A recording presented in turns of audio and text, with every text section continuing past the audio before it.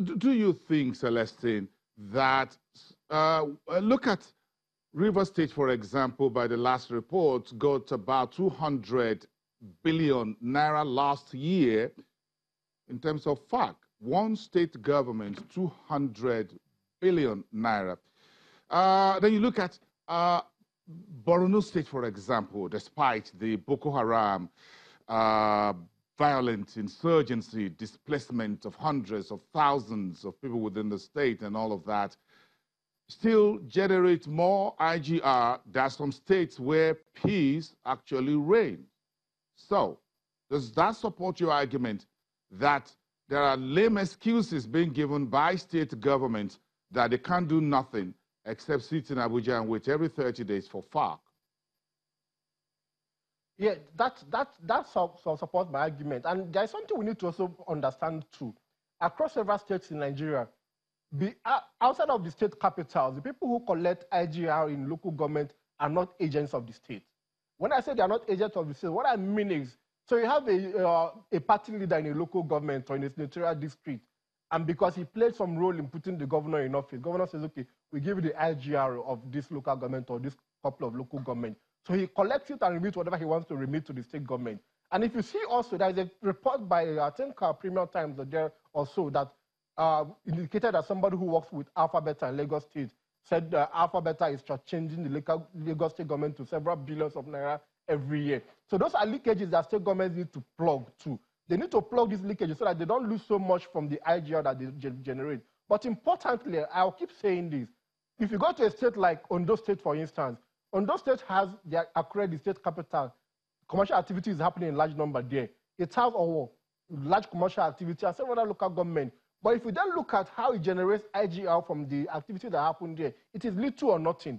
So governors don't always want to do the long-term planning. What they want to do is the short-term planning. And even in Lagos State, I'll tell you for sure in Lagos State can double its IGR if it wants to double the IGR. But the question now is, collection is not done by the state government. They have consultants who do that for them. The consultant collects to the level where he thinks it is sufficient for its own profit taking, and he leaves the rest for whoever wants to pay to come and pay. So state governments who want to improve their IGR can definitely improve it. But those who don't want to improve will always keep finding excuses. And why do they find that excuse? Because they still know they can get FAC.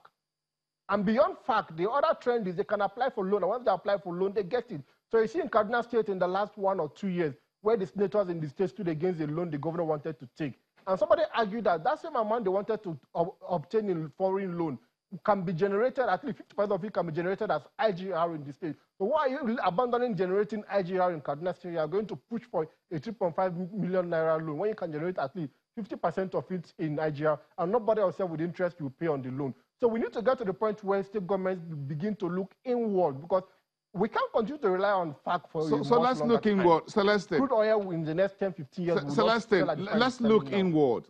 Celestine, let's look inward and go across the country, for example. This is a country rich in agriculture, rich in tourism potential. So look at Cross River State, for example, with the Obudu Ranch.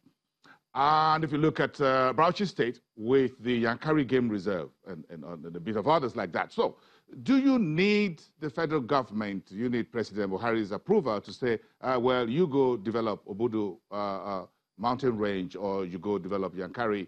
What are the state governments doing that these tourism potentials are beginning, had always been lackluster?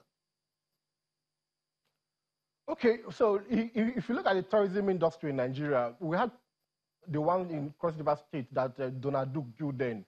From when Donald Duke built the resort, from then till now, people who have visited in the last 12 months, we keep telling you the resort is gradually declining. Things are not working in that place. And why are things not working? It still boils down to the fact that despite the huge resources the state government put into building the resort, Tinapa Resort in Cross River State, the indigenes of Cross River State were not impressing on the state government to say, look, we need to know how you are, what revenue you are generating from Tinapa.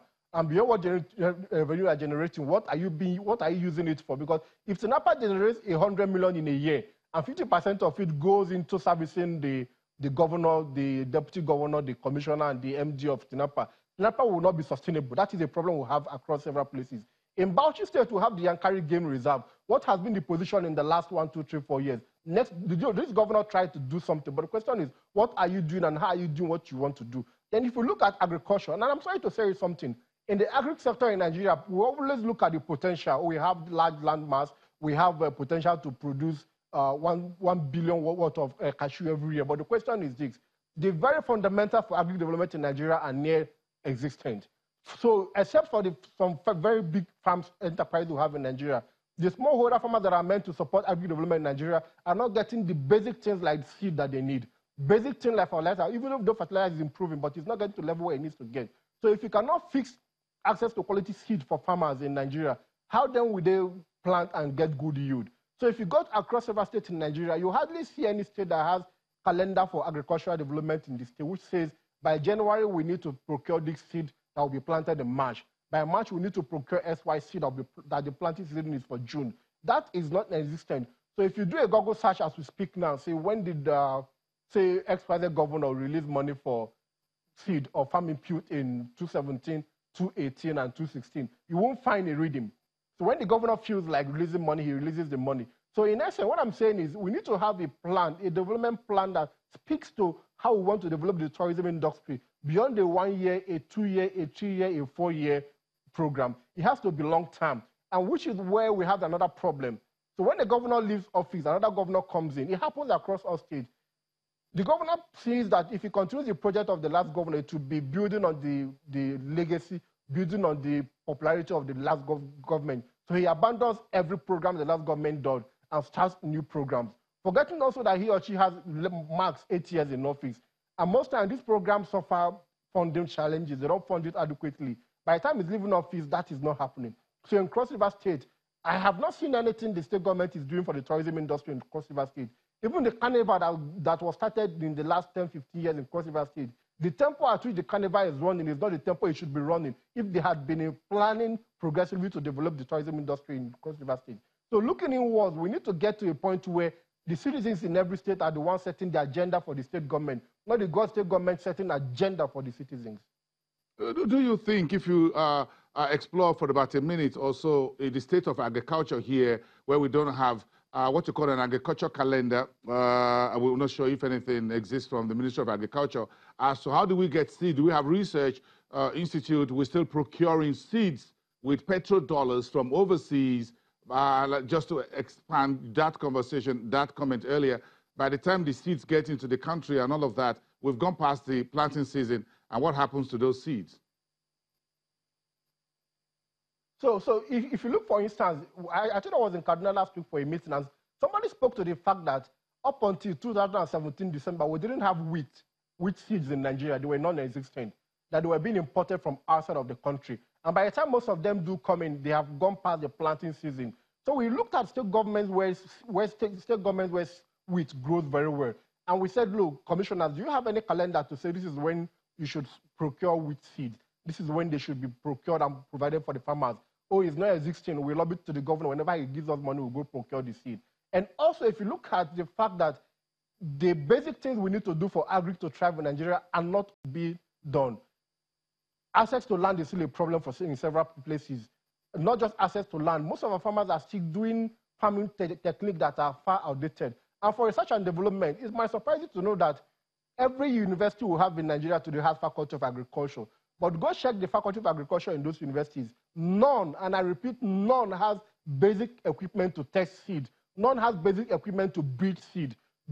Seed breeding is done by private enterprises who in most cases breed 10% of what will be consumed and import 90% of what will be consumed. So you then have seeds that are good at very expensive prices. The ones that are cheap at grains that are left over from last year's planting. And when farmers go to the field and plant these grains, what do they get? Low yield. So if you look at our yield, for instance, for maize, our yield for maize is something between 2 to 3 metric tons per hectare in Nigeria, whereas a country like Ghana is doing close to 6 to 7 metric tons per hectare. And that is where the challenge is. So when the Nigerian farmer produces his agri product, he has to sell at a higher price as compared to the imported one because his yield per hectare is lower than the one imported from outside. And that is the challenge why you see sometimes farmers tell you they have glut. It's not necessarily glut. It's just saying that your pricing is far higher than pricing for imported variety of the same thing you are offering in the market. And why is that so? We have not gotten to the point where we say, look, this is how we want to develop the agri sector.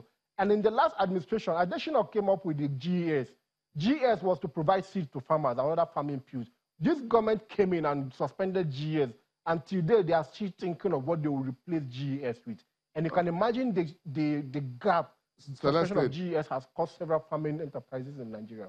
Celestine Okeke, thank you very much for this very robust conversation across the Nigerian states. Thank you very much, Celestine Okeke, lead partner at Sustainable Entrepreneurship and Economic Development Initiative from our Abuja studios.